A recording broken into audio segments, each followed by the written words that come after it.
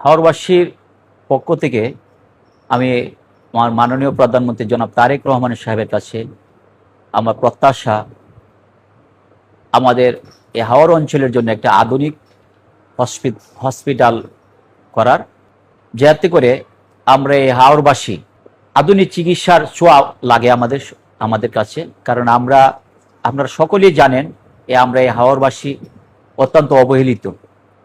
সেই কারণে অবহেলিত কারণ আমাদের যাতায়াত ব্যবস্থা ভালো না। সেই কারণে আমরা ইচ্ছা করলে ভালো চিকিৎসা যখন মনসা নিতে পারি না। ইচ্ছা করলে একজন গর্ভধারিণী মা অষ্টম এই হাওর অঞ্চল থেকে ইচ্ছা করলেই আমরা যখন খুশি যেতেও পারি না।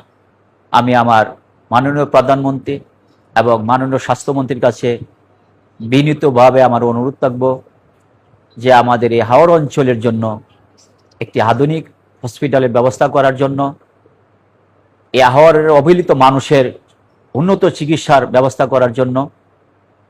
এবং আপনারা সকলেই জানেন আমরা এই এলাকায় প্রায় সময় এমনও অবস্থা হয়েছে এলাকার মানুষের যে একজন গর্ভধারিণী মা তার প্রসব বেদনা যখন শুরু হয় তখন নৌকা যুগে বা লঞ্চ যুগে যখন এখান থেকে নেওয়া হয়, এমনও আছে যে লঞ্চের মাধ্যমে অথবা ট্রলারের মধ্যে বাচ্চা প্রসব হয়েছে।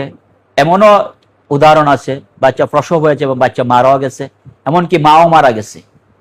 তাই আমি আপনার মাধ্যমে আমাদের হাওরবাসীর জন্য মাননীয় প্রধানমন্ত্রীর কাছে একটি আধুনিক হসপিটালের প্রত্যাশা করছি।